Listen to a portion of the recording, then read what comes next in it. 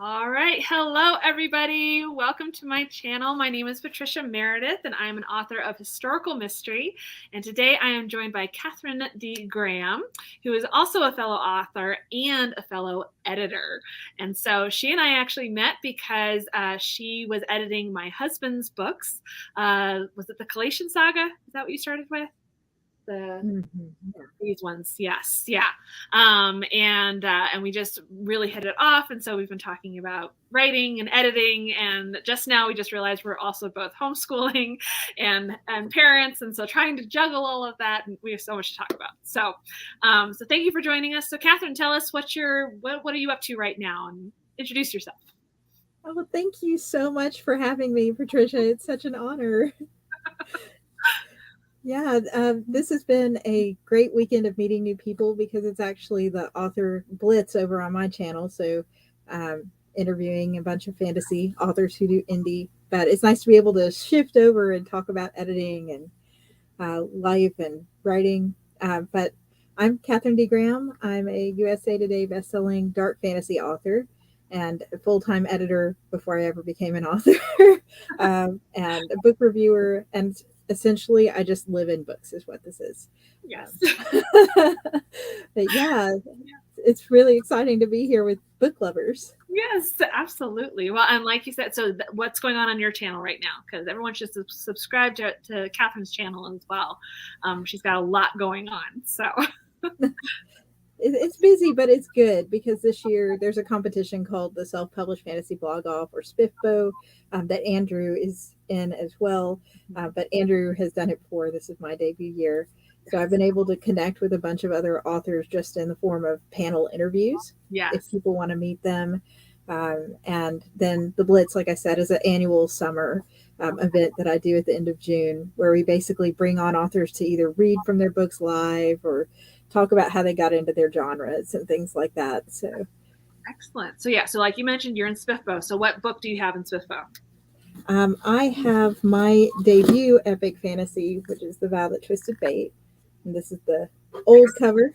It's getting a new cover next month. Oh, fun. Oh, good. It's good to do that in the midst of SPIFBO because it just, everybody's like, ooh, cool. I wish I'd done it before, honestly, because I worry sometimes. I was like, when people are making their TBR lists and everything, there's always a little bit of FOMO. And I'm like, oh, I love my cover, but my cover, I think, doesn't represent the book's content as well as it could, which is why I decided to rebrand. Okay. It looks a little more like YA, and the book is not YA. Okay. So I started seeing readers pop up, and they're like, "This is a little mature for a YA book." I was like, "Well, it's not a YA book, right?" Hopefully, the new cover reflects that. Yeah. Oh, thank you, Andrew. Yeah, Andrew is responsible. Andrew and Ke Andrews for getting me into SPIFBO this year. Good. Oh, good. I'm so glad. I'm so glad because you have quite an extensive backlist, right? How many books have you written, published? So published, I've got 3 series going right now. There's 3 full-length novels. Okay. And then a smattering of novellas and some other full-length novels. Well, I guess there's 4 because I'm missing the last one that went out. But there's 4 full-length novels out and more to come in that one. But I had to find my place because I started with Vow, and it is epic fantasy with a side of romance. Okay. And I discovered being a part of the Realm of Darkness set, which is what hit the USA Today list, and Splitting Dawn was in that one, that I don't really flourish writing romance. It was a fun experiment, and I'm glad that the book went out, and I'm proud of the book, but I miss that sort of George R.R. Martin, Brandon Sanderson style darker fantasy, where if there is romance, it's definitely on the side. So going to Lord's Gambit, which is what started coming out this year, is really getting back to my roots in that regard. It's like, this is what I really love and where I see myself thriving as an author. Excellent. Okay. So but darker so grimdark fantasy, or what? How would you classify yourself? I would stick with dark based on the other authors I've chatted with. Grimdark, there's just like no hope at all. Right. And, there is a sliver of hope. It may be a sliver, but there's still a little sliver of hope in some of the books. Yeah. But it does have gore and blood and war and death, and not necessarily the happiest endings that people were wanting, but hopefully endings that mean something. There you go. Exactly. Yeah. Yeah. Excellent.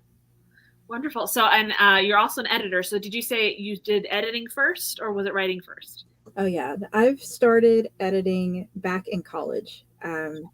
I was taking an honors English editing course in college. That's where I got my training as a developmental editor and as a technical editor. And when I finished that course in my sophomore year, I decided to edit other people's papers for them in exchange for free food. And then, so it just evolved from there. I graduated college, and I coincidentally was working at a library where people loved to write.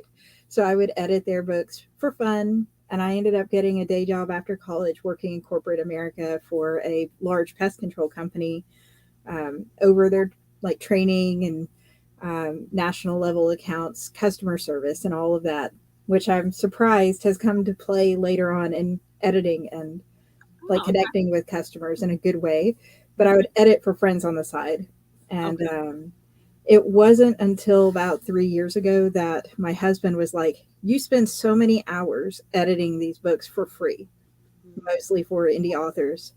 And I was a pitch coach at that time, and I did get paid for that, trying to help people strengthen their query letters, strengthen their synopsis before they went off to pitch. Okay. And he's like, you need to go to Fiverr or something and get paid for some of this. Mm-hmm. So that's what I started doing back in 2020. Okay. 2019. It seems so long ago. Yeah. Like, oh yeah, that was only a year ago. Oh wait, no. Yeah, I started off there just taking stuff for indie authors and fell in love with doing it for indies, and then got a contract as a self-employed, but like contractor for a editing company. And then from there, a small press. And and now I work for myself, which is great. But I do work with publishers. I work with editing companies. I work with authors themselves, which is my favorite part of the whole thing. Yeah. So yeah, that's my day job now. I haven't worked for my corporate job since 2020, when my second son was born. Awesome. That's awesome. So yeah, so people can find you on Fiverr if they're looking for an editor, right? Yeah. And anywhere else yeah, I do developmental editing through Autocrit. Okay. Which is, it's got an editing, like a self-editing component to it that I run all my books through. Okay. And I found them as an author first. I actually signed up for their lifetime membership and paid for it like everybody else. And it helped my editing so much that I was able to skip line edits in my books. Wow. Okay. So I still have them copy edited by somebody who's not me, and I still have them proofread, and I still have them developmentally edited, because there's a human component that, as of today, a computer system can't replace. Yeah. But yeah, so I take developmental edits through them and pitch coaching for them still. Okay. And then I do beta reads from a developmental editor's perspective. So like, yes, this is great, I love this, or this could be stronger because of this, but I can give you why, where maybe a casual beta reader might not always know why. Right. Yeah. And I do proofreading through Fiverr too in the slow season. Okay. So yeah, so for those people watching who are not familiar with the levels of editing, do you want to go through that real quick? Like, how would you describe, where do you start, where do you end? Yeah, so there's developmental editing, and that's a very broad umbrella. Under that, there's, alpha level and beta level and things like that. But that's going to be content, your plot, your pacing, your character development, your world building, depending on whether you start with a full-blown developmental edit, which is like tracking beats in a story, which is at this percentage, the character should be doing this or should have done this. There's typically 7 of those. So whether you go to that level or you start with an alpha reader who knows your genre and they read it and they're like, oh, there's a hole here, your ending doesn't make sense. Mm-hmm.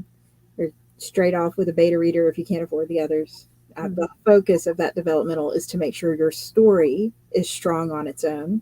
Mm-hmm. And from there, you can move into the other levels. Line edit is to improve your readability and your flow. And it does catch some grammatical errors and typos, but when someone is rewriting your work, it's easier for those to slip in because of page blindness. So, right. Yeah, then you go on to copy edits where it's strictly, here's your manual of style. We're going to catch your punctuation, your grammatical errors. Make sure you don't flip from past to present tense, and your character names are all capitalized the same way. And you don't start calling someone the wrong name midway through the book. And proofreading's at the very end. They check and make sure it all matches up. And then with Val, I did get a galley proofer. Okay. So once the book was formatted and done, I had a galley proofer read the galley, which is the pre-print version of the book, and she was able to catch a couple places where a sentence had been duplicated by the formatter or Oh, things okay. were off. So they're not looking for errors in your text as much as errors in your formatting. Great. Great. Yeah. So yeah, lots of different levels that you can go through. Yeah. So you do a little bit of all of them at the. I don't do much line editing. Okay. uh, Yeah. but yeah, I'm mostly developmental. And like I said, I take proofreads on the side, but I Okay. feel like there's a different level in my head where I have to go Oh, yeah. to track a developmental edit. Like, oh, you said his eyes were blue on this page, and here you're saying they're green or Right. whatever. Versus when I go through a copy edit, it's very methodical. There's a style guide that says where it should be a semicolon, where it should be a period, where there should be an em dash, and then you're just fixing that. Right. So, which style guide do you prefer? I don't really have a preference. Okay. Yeah. I work a lot in Oxford because I have a lot of UK authors that I work with, but I also work with some Cambridge for my Canadian authors, and then either Chicago or MLA Yeah. here in the US. Yeah.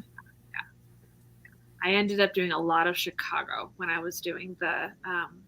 So my background is I worked for a game company, board game company, Fantasy Flight Games, and they wanted to start publishing books in their worlds. And so I got to work with a lot of amazing authors doing that. And a lot of about half and half. Half of them were American, half were British. And so it was always really fun talking to the British authors and trying to explain why, well, this is how we do it. So I'm sorry. Oh my God, to change that. But because of that, I was the editor. So I did all of it from beginning to end, from pitch to end. And I very quickly found that there were different parts of editing that I enjoyed and parts that I was better at, right, than other ones.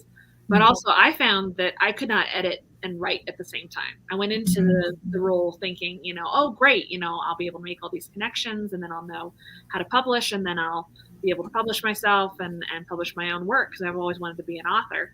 And it was a great learning experience and I did all of that, but I didn't write a single word while I was working there because very quickly you get into the editing brain. And I also didn't read a lot when I was because I couldn't enjoy it. Every book I picked up, traditionally published or not, had errors in it. And it drove me nuts. Which should be comforting right now as a self-published author to be like, you know what, there's errors everywhere, so it's okay. But at the time, it was just like all I can see is the problems, and so that's when I started listening to audiobooks. Because then those errors aren't there, right? And now I've listened to so many audiobooks, I notice the errors in audiobooks, but it's different though. It's audio level instead of on tape. But like even Andrew will tell you, my husband and Meredith writes of a fantasy, and I'm his alpha reader. So, but I'm so alpha that he reads it to me. So his first read through of his first draft, so he's stopping and fixing things as he's going, right? And I am just listening to it for the base level story aspect of it because reading his first draft would drive me nuts. And he's there in the comments and he knows this is true. Our marriage would not survive if I was his editor. So originally, we're going to save money. You can edit my books. Yeah, absolutely. Nope, not going to happen. So that's where we found Katherine. And now we've got a friend of mine who edits both of our books, and I'm so thankful for him. Yes, thank you, Andrew. But yeah, so that's the very, very beginning level because I get so distracted by proofreading errors. So I've found a love of reading again through audiobooks. So how about you, Katherine? Can you read for fun when you're editing, or do you have to take a step back, or what's your process? I don't know if this is similar for you, but I feel like there's different levels of immersion I have to go to in my head depending on why I'm reading a book. Right. If I'm developmental editing, it's like I'm going to be all in and nothing else exists, and I'm just in this book, and that's all there is. And when I'm doing a developmental edit, I can't really break out of that to write because I'm stuck in that other person's world, and I'm worried that their voice would creep into my book. Exactly. And so my strength in the trade is my speed of editing while maintaining the detail, but that's because I get soaked into this book and I edit for like 15 hours straight when it's a developmental. And so usually I can turn around a full novel in about 2 days. But it's hard to bounce back from that to write my own book. So I actually read for fun to like purge my system, because when I read for fun, I don't go that deep in my head with it. Right. It's just like surface level. I'm reading it to enjoy it. I'm going to ignore, like you said, I'm going to ignore the typos. It's done. There's nothing I can do about it.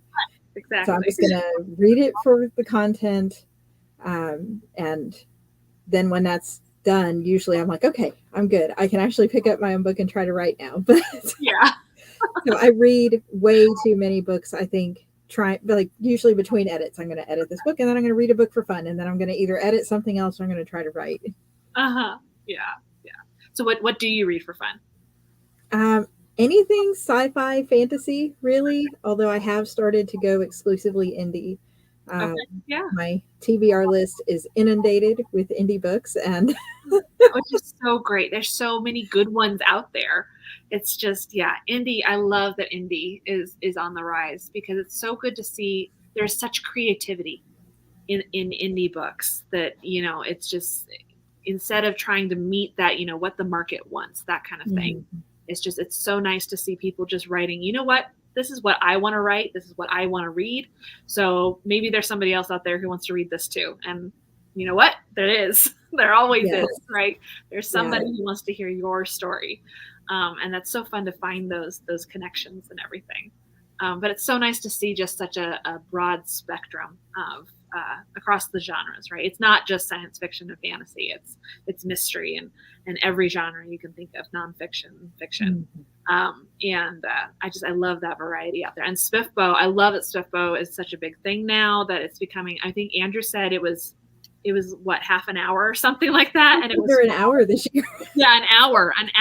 So under an hour. I was like, I don't know. Oh my gosh. So, because last year Andrew had like 7 hours or something. And so he had time to put it in there. And I'm so glad he was like on top of it this year because he would not have made it in there. So that's great. There's so many authors, and then that these new award programs are picking up that are specifically for indie. So that way we can find those books, because that's always been the biggest struggle, right, with indie is how do people find your book?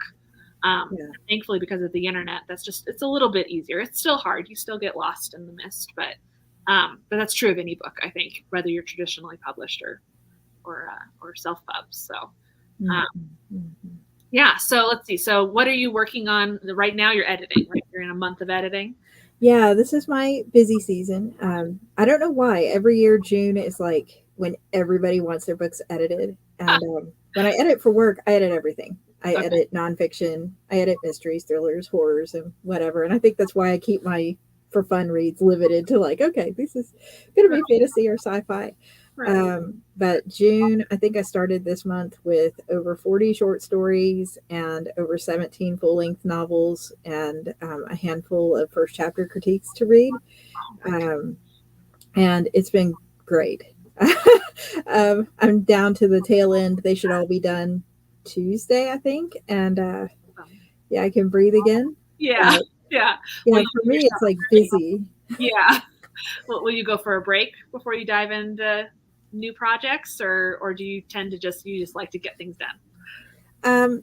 I'll take a break in that I'm not going to take on as many jobs. My Fiverr will reopen on the 28th.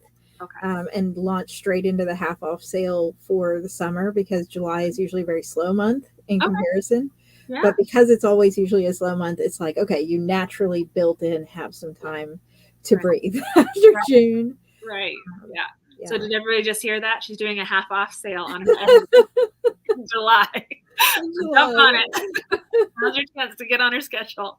So what are you hoping to work on in July then? So it sounds like you might be switching gears and writing. Yeah, I've got to get Vanguard of Justice done. That's the third volume in the Lord's Gambit series, which, if people followed me, they knew it was meant to be a rapid release. The first two were rapid, one in January, one in February. And then when I went to upload the file in March, the file was corrupted. And so I went to pull it from my flash drive and it was corrupted. And I went to pull it from my iDrive and it was corrupted. And I was like, okay, I'm now rewriting this book.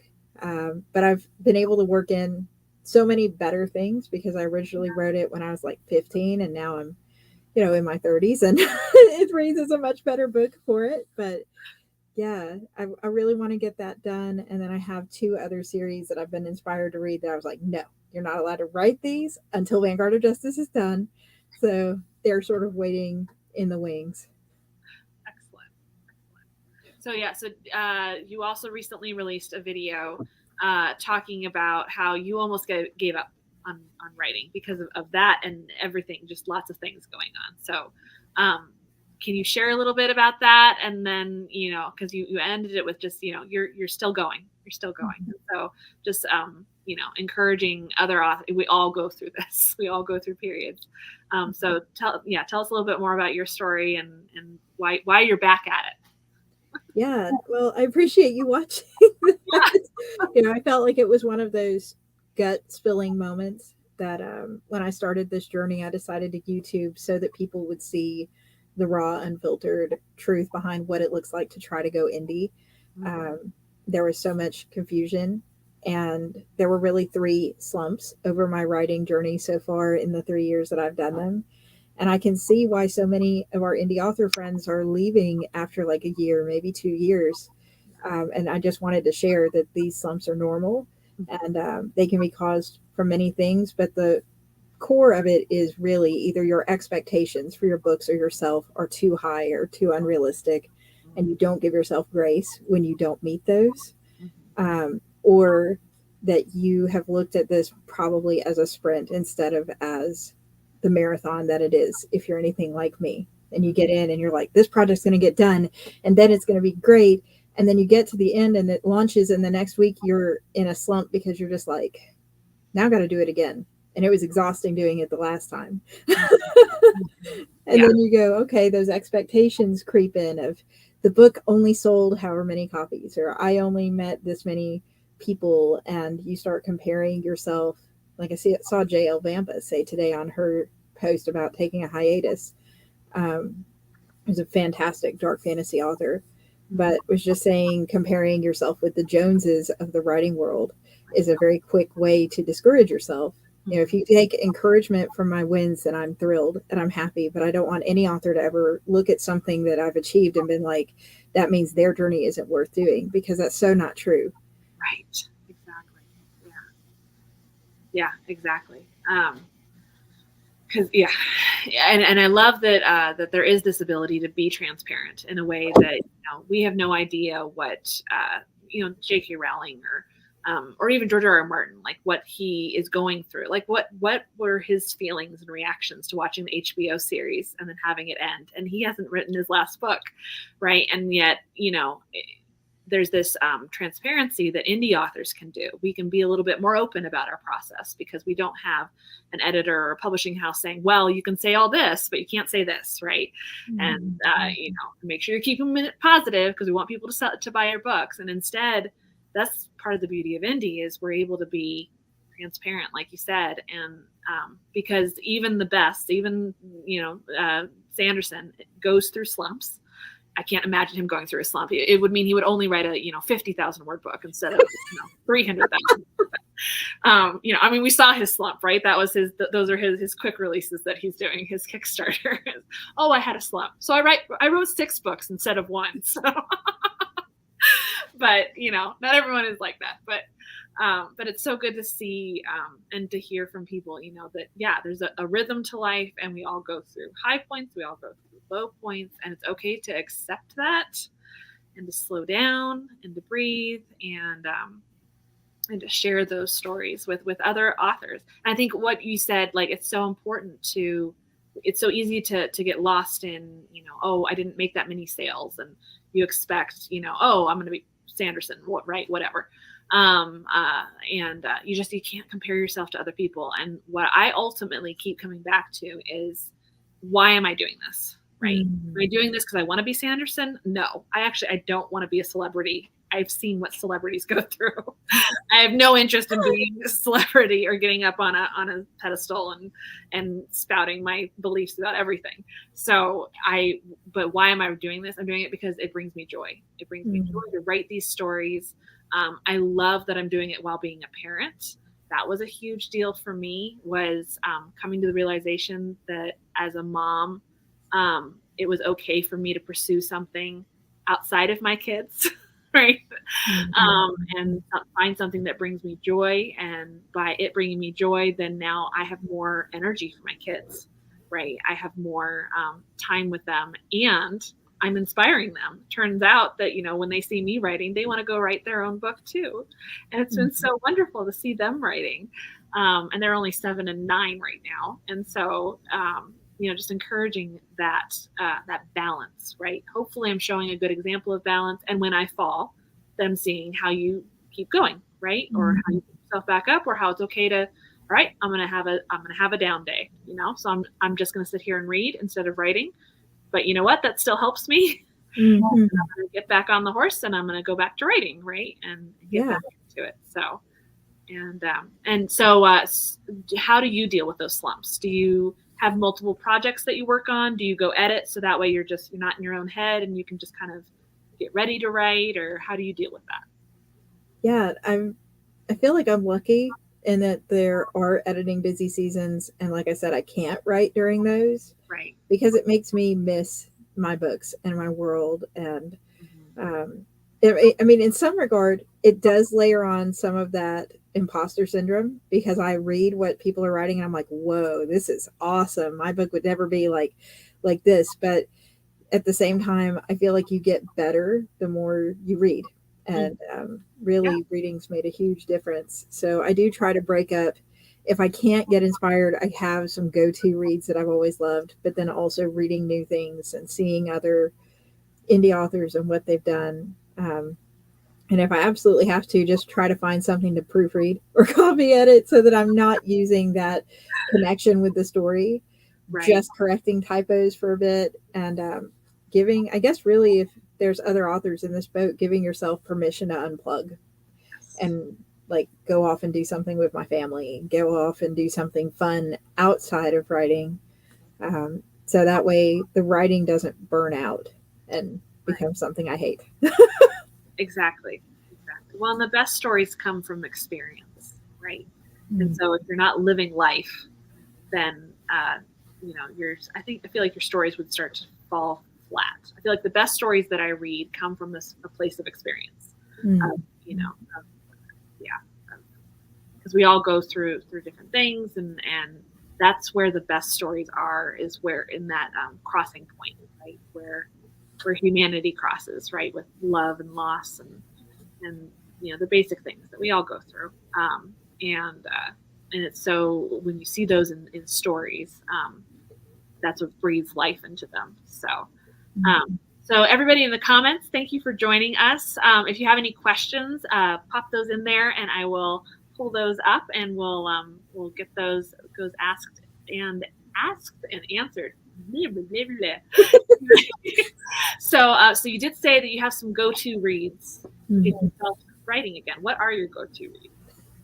So on the indie side, there are a couple books that I started reading when I first came into this writer journey that made me be like, I know that this is quality work and this is a quality journey. So Nicole Wells has a series called the 5 Elements series. And it starts off so unassuming with Upspark.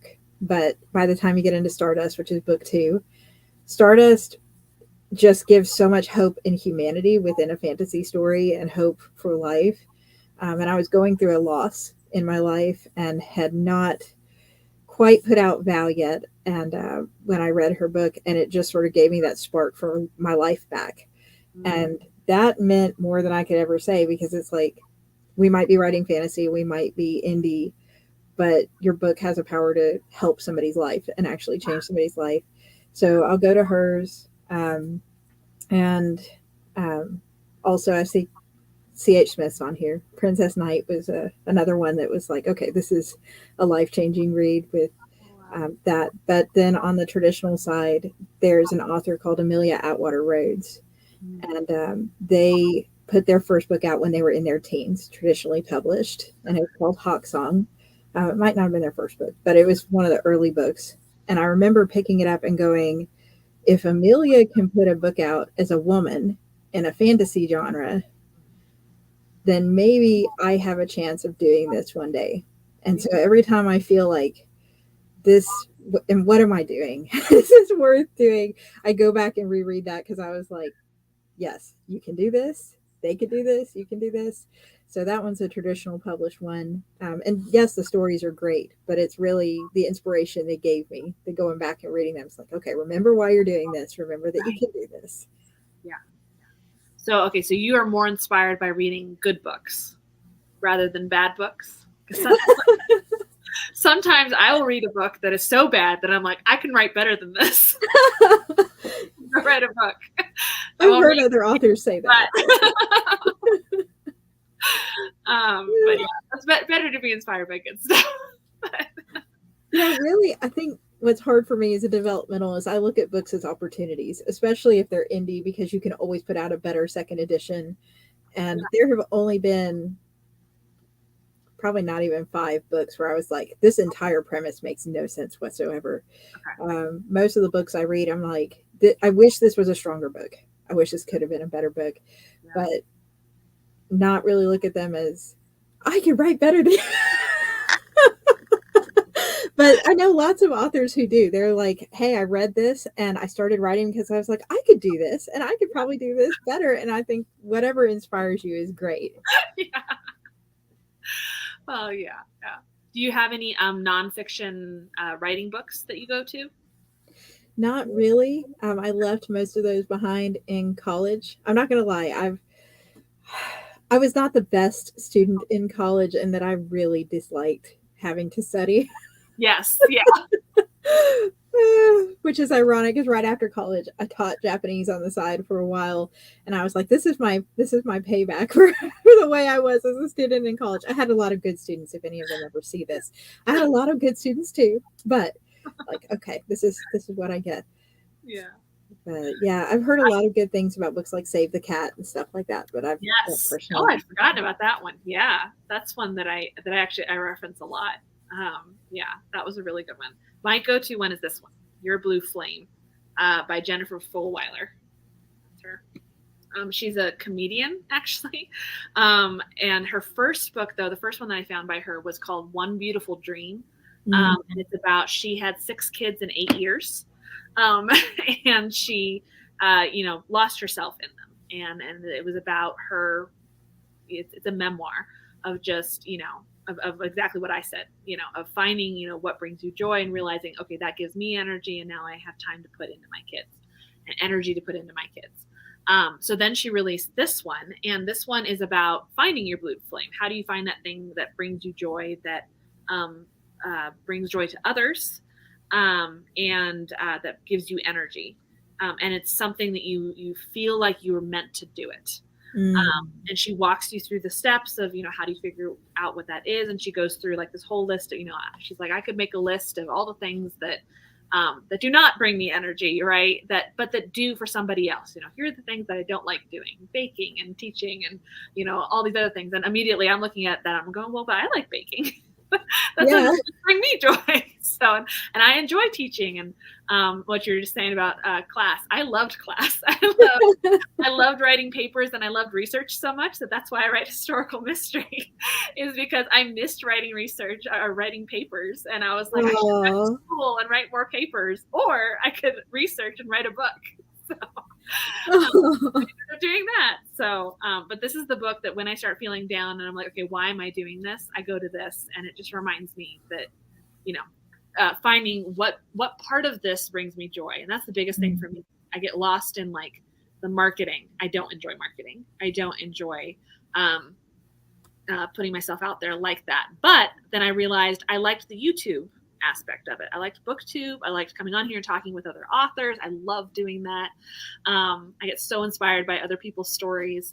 I love talking about the research behind my books. That's what half of my videos are. I love homeschooling my kids. So I talk about that and what books go into homeschooling and everything. And just realizing, okay, that's the part that I enjoy doing. So that's what I'm going to do. And I wouldn't have done that except for COVID and the influx of, people are watching things on YouTube. And I was like, I could do a channel. Sure, I'll do it that way. I had a blog before that, but people just don't have time to read blogs. I don't have time to read blogs. Maybe other people do. I don't have time to read blogs. And then you could just pick out all the typos in the blogs, right? Exactly. And then that's the other thing. Then all I see is that. And I'm like, okay, so it's, yeah. So now I do audiobooks. I have to jump between audiobooks or podcasts because I don't have time to do both.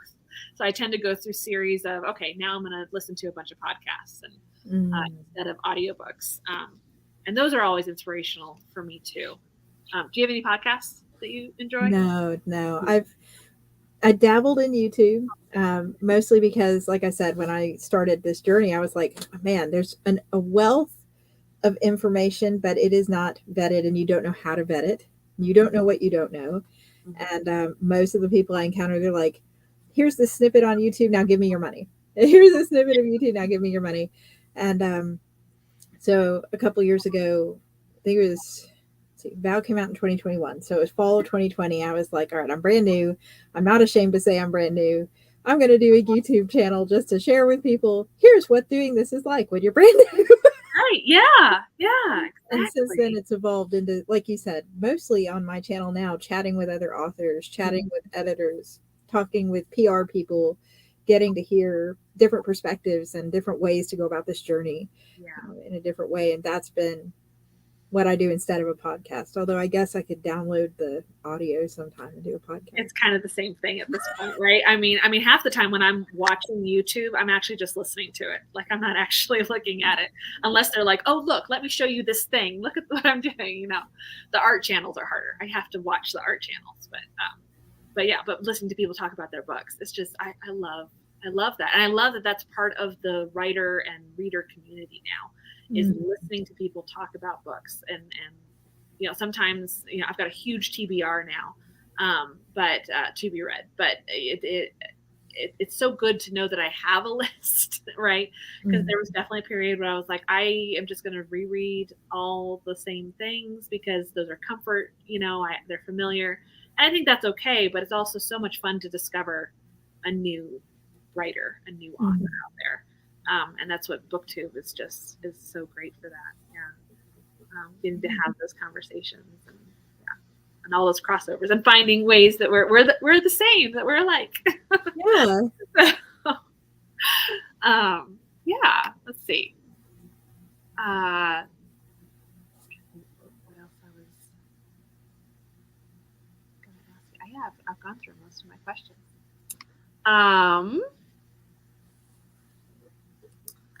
Let's see. So you're also a mother, right? We had talked about that. And so how do you balance being a mother who's going to be homeschooling? And or how are you planning on handling that? Well, our life's been sort of in this transition. I was mentioning before the call, just in career-wise, most of us indie authors have careers outside of our job. And for me, that's fortunately editing. But my husband also works, and he's going to be going through a job transition much sooner than we had expected. And for that reason, not knowing sort of where we were going to land, staying in our current city, moving somewhere else, and all of that, we are going to be homeschooling this fall. And I know I don't usually talk a whole lot about my kids, but really they are front and center in every aspect of my life. And I think sometimes I get on the blitz and people are like, oh, they don't even realize I have kids. Yeah. My husband's actually sacrificing a lot of time to take care of all the kids so I can do all these lives today. So thank you. Yeah. Hero. But no, usually I work at night, and I don't recommend necessarily doing this if you don't have to, but I do sacrifice some sleep to be able to write for fun because I work when they go down for bed, and work is always going to come before my own personal writing. And then if I have time and energy, I might stay up a little late and do that. But most of my writing doesn't happen until like the off season when I don't have the work to do during work time. And then I just try to write as much as I can during that time because I'm not going to take the time from my boys when they need their mom and their family more than I have to, really. The first year I did this, I sacrificed a lot, but they were so young. I Right. have a 2-year-old and a newborn, and it had been a very rough labor and delivery, which I won't get into, but I was basically stuck in a chair for several weeks. Oh, And I wrote and worked most of that time. And yeah.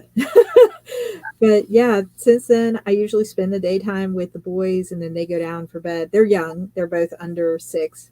So they go down to bed early and I work and then I write after that if there's time. yeah, yeah. Well, that's one of the nice things about when they're younger is that yeah, that earlier bedtime. Yes. So yeah, because that's when I write is at night. Now Andrew gets up at 5 a.m. and writes Woo! in the morning. I know. I'm like, no, no, no, no, no. I can hit my stride writing. I can sometimes write until like 1 a.m. Like I'll just get going. But I have to be really in the flow. Usually it's only until like 10 o'clock, something like that.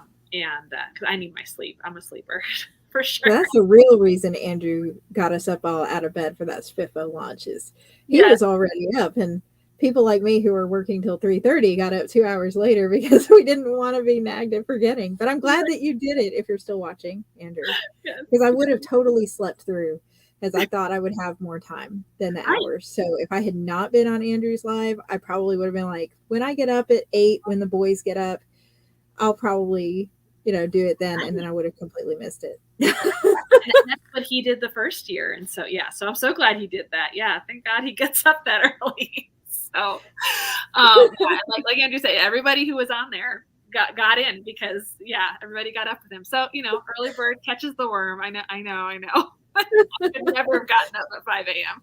I would have been like, Andrew, can you put it in for me? Not going to happen. So, Alethea has a question. She's asking, how did you get into editing? Well, aside from the actual start of like doing it in college and taking the courses and editing for people's papers because I wanted free food in exchange and had no shame about it, I really have always loved books. And I've said on past videos on my channel that my first books were done on construction paper with crayons. So being able to read and correct errors in my friends' fan fiction and in my own fan fiction in high school got me interested. And my mother used to edit. And I remember seeing her with these papers in the kitchen, like living room floor with her red pens. But she always used to tell me, Catherine, don't get into editing. There's no money in editing. You need to go to college. Because at that time, nobody had the fortune of going to college. I was one of 10 kids, and we were raised. I'm blown away by what my parents sacrificed to raise us the way they did. So, of course, they wanted us to do as much as we could. Um, but she would be like, don't get into editing. There's no money in editing. Don't try to get into writing. Your chances of making money as a writer are even slimmer than editing.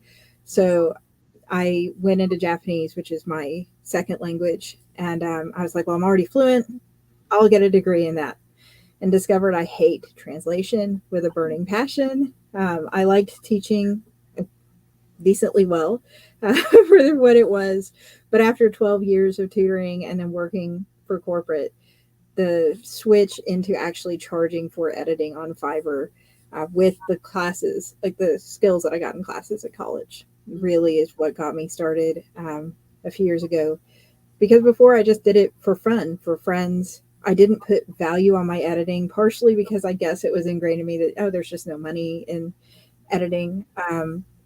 And now that's what I make a living on, ironically, is editing. But yeah, that's sort of how I got started. I definitely took the courses for it, learned how to do it in school. But when I first started editing, I did feel really, really guilty for charging people on Fiverr because I was an indie author myself. Yeah. And I was like, I barely had money to pay an editor with. Right. And so when I went into Fiverr, I went into this. It's like, okay, I'm going to do this. But I was still working my day job for corporate at that time. I was like, but I'm going to charge less because I'm where these people are. And that's how it ended up starting out and getting where I am. Mm-hmm. Well, and you're very fast. So even at the lower pay range, I feel like you probably have a lot of projects, right? So it would hopefully be beneficial. For those people who are wondering, like, how much editing costs. Editing costs quite a bit, but here's the thing. It is worth it. Oh, yeah. It is 100% worth it. I think the reason indie and self-pub started with such a bad rep, and why we had to overcome the stigma of, oh, you're self-pub. Everyone assumed self-pub meant it wasn't edited. Because unfortunately, that is how it started was, well, I'm just going to publish my own work, which means I'm going to write it and then publish it. Yeah. And that is not how you should publish a book. You should always have other readers, and you always pay for an editor who is not yourself, who cannot edit your own work. And this is coming from two people who are editors, but we would never, ever tell you, like, I cannot edit my own work. It's impossible. You have to pay for an editor, and it is 100% worth it, because an editor's job is so a good editor. Let's talk about the good and bad editors. So in my opinion, a bad editor is someone who comes in and completely is so tied into the rules that they can't see the beauty of the art. Right? And they get so bogged down in the commas and periods and, well, you ended this in a preposition and all of these things, that they forget that that's not how people normally talk, or that, okay, well, maybe I'm trying to do something with this, and, well, but what did you think of the story? Well, I don't know, because you had commas everywhere and I couldn't get to the story, right? And a good editor, in my opinion, is one who can read your work and appreciate your voice, see what you're trying to do, and their goal is to make it the best book you have written. Right? Absolutely. It is not the editor's job to come in and rewrite your book for you. So that's something else. Is if you go to hire an editor because you're like, well, I wrote a first draft, and so the editor's going to fix it and make it readable. So I got the money guns. Right, exactly. Yeah. So if you can use that, sure. But in the end, basically the editor wrote your book for you and you didn't write it. And so, if the writing is the part that you enjoy, I highly recommend seeking out an editor. And finding an editor is like dating. You have to, it's okay to ask for samples, right, Katherine? Oh, yeah. To ask for, a lot of editors will offer, here, let me just do a page of your work, and, and you can see what I might say, and it's all about communication. What are you looking for as an author? Well, because if you're sending it at different points, well, right now I'm looking for a developmental edit. Being very clear about that. And then the editor can say, oh, well, I don't do developmental, I do proofreading. So send it to me when you're done. So that kind of thing. Open communication is key with all editors, because they need to know what you're looking for and what you expect from them. But also as an author, you need to not go into it thinking they're going to fix it. It's not the editor's job. A good editor will show you where it can be fixed and then say, okay, this is what I recommend.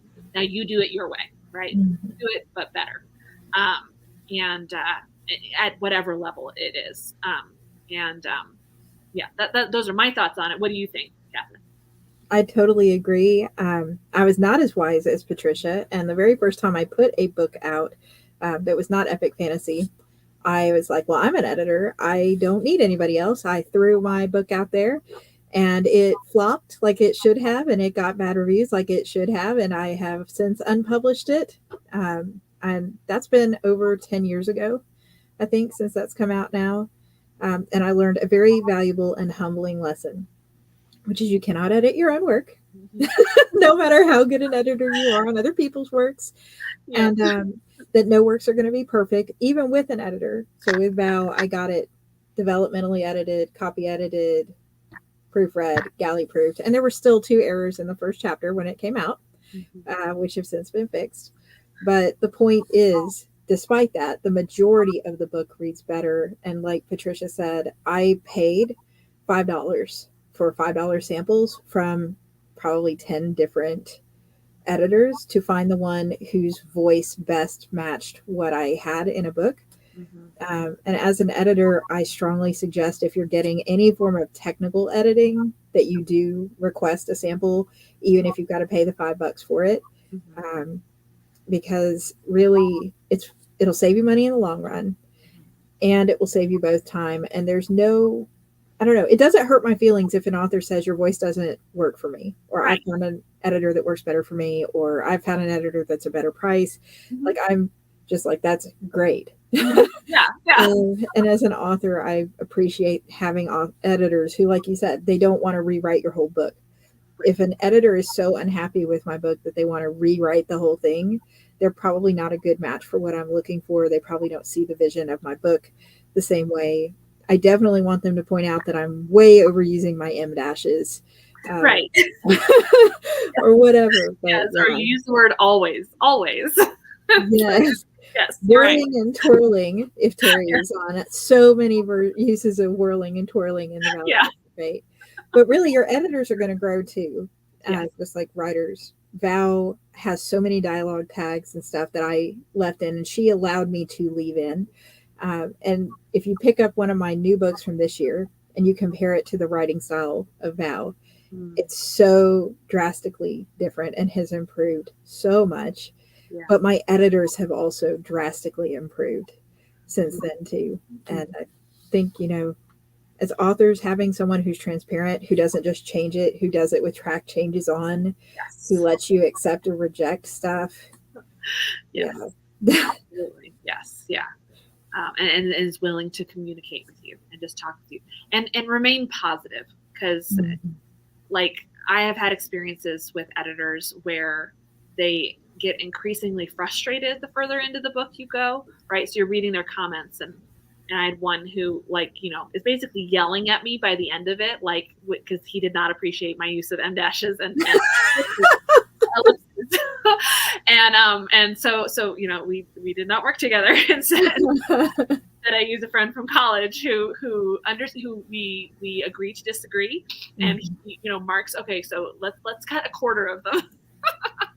And I'm like, okay.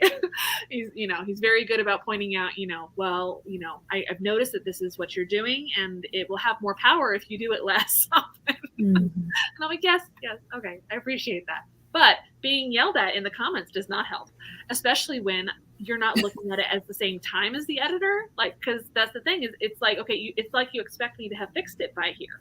I haven't looked at it. You still haven't. I haven't had a chance to fix it. So how do you expect me to have changed that and fixed it for you? Yeah. And then I've had beta readers who do the same thing. They'll come back to me and be like, so I don't think this book was meant for me. I'm so glad that you recognize that. Please don't leave a review. And let me go find the people who it is written for, right? And so that's the other thing, is finding an editor who recognizes, okay, I'm going to edit mystery, right? Which means I'm really good at catching, okay, you didn't drop enough hints, or you dropped too many, or, and just catching those beats that I want in a mystery, right? Whereas, editing a fantasy is going to be more about the world, right? Okay, did you info dump a lot? Do I understand what this character looks like, who is part chicken and part donkey? Words chicken or donkey, because they don't exist in this world. And that's it's a different type of editing and type of reading. And yeah, there are definitely editors out there who I don't think they enjoy reading. And I wouldn't work with those. I like working with editors who appreciate my work, who appreciate what I'm doing. And like I said, their goal should be, I want this to be the best book for you, right? I just want the best for you. Because if you're working together towards that same goal, then you can create something really, really incredible. So let's see. Alethea was asking also, what would you recommend if someone wanted to get into editing? So how did you start? Well, you said you started in college. I also started in college. So for someone later who wanted to get into editing, what would you recommend at this point? Well, I've been watching other indie editors and how they've ended up where they are, like Susan Stradiato, who's a USA Today bestseller. She's also an editor. And she actually, after she'd established her writing, decided she wanted to do editing. She went to, I can't remember if it's MLA or Chicago, but I should, and took an actual course on editing. Oh, She okay. did not have to get an entire English degree, but she did get the actual courses and certification for that manual of style that she now started out on. Oh, Um, I strongly suggest, if you have the means, taking some kind of course, because there are certain aspects that you might think are no brainers if you read a lot that are really helpful, like how to decipher those ginormous style guides. I use 4 style guides for work. So I have to be able to know where to go quick search for something in Oxford if I don't know it off the top of my head, versus Chicago, versus MLA, versus Cambridge. How to write the notes in, what is standard, like with track changes and all of that, is all really helpful to get in like that classroom setting. So if you have the means to take a certification course, that might be a good place to start. And if not, go to YouTube, and maybe there are some people that offer that kind yeah, of stuff for free.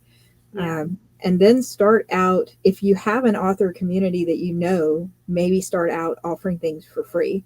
mhm, And then again, not to say that your work is not of value. If you take anything from my experience, it's the opposite. Your work is valuable, yes, but it will help you get over like your sea legs.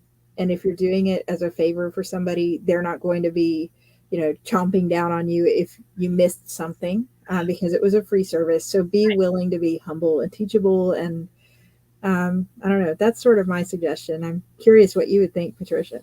Yeah, I absolutely agree. There are lots of authors out there who would jump at the chance for you to test edit your book, because even if they then turn around and pay somebody to do it over top of that, you really, I guess you can over edit a book. There's a point where the art Mhm. is done, right? And you have to just take a step back and say no. But really, at the beginning stages, if it's a first draft, you really can't over edit it. Like, you can't have enough people read it. Mhm. There is a level of like having beta readers read it and it helps you build up those calluses as an author, and reading those critiques and learning how to decipher. Yes, I agree with this, and this other comment, okay, only one person had that comment, so, but I don't agree with it and I want to go this route as an author, so I'm going to make an authorial decision, right? Mhm. But that's on the author side of things. So on the editor side of things, the only way to get better at editing is to do it. Absolutely. Yeah. I have one more point from a customer service aspect. Yeah. There is a heavy amount of customer service you don't realize you'll be doing as an editor. We authors tend to tie our heart and souls into our books. And so the feedbacks and criticisms we get at first, until we've learned to distance ourselves, feel like attacks on us as people. Yes. So maybe Googling and taking some free online courses or something on de escalating things. Mm, It's very helpful. The training that I did with that for my day job was a huge help, because it's like you can tell the truth, but how you tell it right. speaks volumes. So slight word changes, like, you have editing opportunities here that go beyond proofreading that you've paid me for, is a whole lot better than saying your book is filled with typos and grammatical errors. It really needs a copy edit. Right. Uh, it's this exact same thing, but it's said respectfully, and a customer, and your clients are your customers. Your customer is going to receive that better and be more open to your feedback when you talk that way. So, Exactly. Yeah. So you just made me think of the quote in You've Got Mail, but it's actually from The Godfather, where they say it's not personal, it's business, right? mhm. And the whole point of You've Got Mail is that it is personal. And that's the truth with editing too, right? To you as an editor, it might be, well, it's not personal, it's just business. To that author, it is very personal. So yeah, so learning how to absolutely how to dialogue, which is just good practice anyway for being a human being, right? How to talk to people nicely. Well, when I started, I had somebody that QA'd my critiques and my edits, and they were like, "This could be said kinder. There's nothing wrong with what you said, but it could be said better. And again, I was doing it in college, but then the first time I worked professionally, I had a colleague that QA'd it. And even today, with the editing company I work with, we QA each other's work to make sure that there's not something that comes across in such a demeaning way on accident that we would have no idea, because the author's seeing your comments in writing. They don't know your tone behind it, so it could come across different than you mean. Exactly. In fact, that's part of the benefit of our current editor being a friend of mine. We use Marco Polo. And so we tend to send video messages back and forth because he'll leave a comment in my book and then he's like, okay, so let me explain what I mean here, right? So that way he can say it verbally, because yeah, absolutely. It's the whole text versus, that's why video communication has just skyrocketed, I think, because there's so many things you can accidentally say in a text that comes through in a different way without body language and without vocal telling. And so, yeah, that's a very good point. Practicing. How would I say this nicely as a critique? Because so that you can work together and help each other make the best book possible. So, okay. So if anybody else has other questions, go ahead and pop them in over there. Yes, Steve Smith says part-time psychologist. My editors have to be part-time psychologists. Absolutely. Because it's like when I had an agent, like her job was to build me up, right? to say, okay, so this is great. Here's how we can make it better. Right. And absolutely my editor is I can go to him when I'm working on a project and say, okay, I need help, right? I don't know what to do with this. And I feel like, whatever. He can help me with that. But yeah, so looking on Fiverr is a great place. That's where we found Katherine. Again, just a forewarning, because I was shocked the first time I went out looking for an editor, to actually pay an editor outside of working for a company. Freelance editors, they cost money. Okay. They're going to cost minimum like thousands, because like your minimum payment is usually like a penny a word, for basic proofreading. And so if you've got a, 100,000 word manuscript, that's what you're looking at. So, so just know that that's what you should be budgeting. Right. But again, it is worth it. Their time is worth it. Their effort is worth it. Katherine is worth it. Pay her, hire her, because she will do an amazing job. Just, cleaning up those spots that you can't see yourself, even if you yourself are an editor. Editing is absolutely worth it. So, okay, we had a quick question. So this is actually my parents. My mom was reading The Lincoln Highway, and she sent me a picture of how it is formatted. Have you read this book? I have not. It was, so instead of, the standard practice for how you're writing when you're saying words. It's a European or something. I love it. Yeah, I know. So like this, right? So you got quotes, right? That's how you indicate that somebody is speaking, and you indent, right? Indent, quotes, and then an end quote, right? Okay. This guy, the way he has written it, it's an M dash. So he indents and then M dashes and then has the line and then M dash line. And that was how he did it. Have you ever seen that before? And we were wondering like if that was a thing, like, is it, I think he's American. UK is single apostrophes instead of double quotes. And then Canadian can be either. Okay. And sometimes I've seen like certain UK style guides will have the quotes and then the end punctuation on the outside of the quote. I've seen that too. Okay. But I've never seen quotes put in with inside end dashes. Yeah, you have to search for it because I don't have an example of it. It's just like I've never seen that before.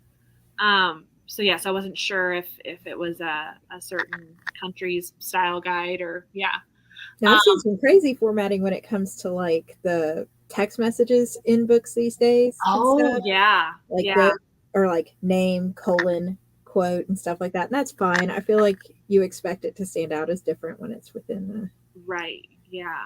Yeah. And yes, Anitha, you are late as usual. But you can go back and listen to it later. Does that guy hang out with Sally Rooney? I don't know Sally Rooney. I don't know Sally Rooney either. I wonder if that's similar. Yeah. But yeah, so grammar is fun when you know the rules and you can play with it. But hire an editor. They're amazing. They're really good at doing that. And if you want to get into editing, definitely go back and listen to all of our suggestions for how to get into that.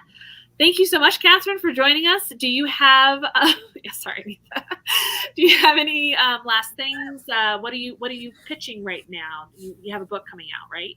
Yeah, thank you, Patricia, again for having me. This has been so much fun, and everybody who tuned in to watch and ask great questions. I'm, like I said, getting ready for Vanguard of Justice. I am re-releasing The Vow That Twisted Fate on July 9th, which is going to be its third book birthday.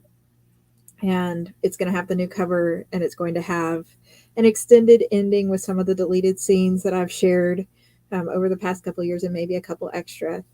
So that'll come out in July. But really, Vanguard of Justice is the next one that I've promised everybody. This is going to be the next big book, because 4 and 5 are done, and they're not corrupted. So as soon as I get Vanguard of Justice out, people can get the rest of the 5-book series. Like boom, boom, boom.